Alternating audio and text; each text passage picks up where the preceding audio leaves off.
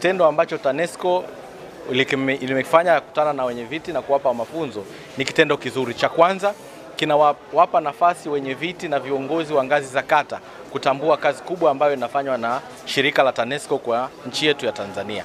Lakini jambo la pili ni kufahamu katika mkoa wetu wa Dar es Salaam ipi mikakati ambayo shirika la TANESCO inayo.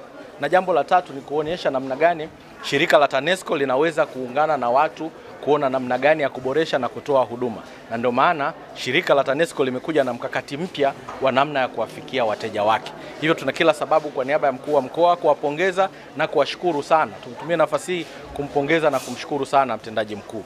Lakini pia kuendelea kumshukuru rais wetu wa Jamhuri ya Muungano wa Tanzania.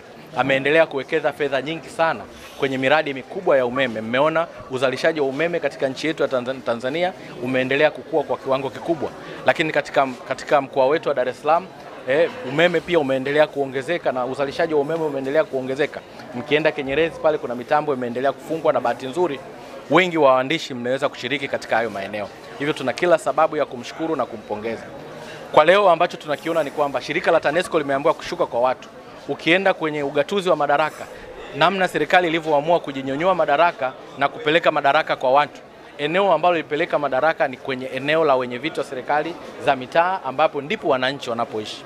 Lakini eneo la pili ni kwenye ODC, kwenye mamlaka za kata ambazo waheshimiwa madiwani ndio wenye viti wa maendeleo ya kata katika kata zao husika. Sasa unapozungumzia maendeleo huwezi kuacha kuzungumzia uhitaji wa umeme.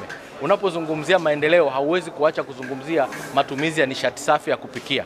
Unapozungumzia nishati safi ya kupikia lazima uangalie ni nishati ipi ambayo umeme unaweza ukatumika kwa ajili ya kupikia kwa kina mama. Kama leo hii umeona wameonyesha aina ya majiko ambayo yanaweza kutumia umeme kidogo. Unaweza kutumia umeme wa shilingi 300 ukapika maharage yako au ukapika makande yako. Sisi wale watoto tunaotoka Same huko ambao tunakula makande, uone namna gani unaweza ukapika vitu ambavyo zamani tunahisi ni vigumu lakini kwa gharama ndogo.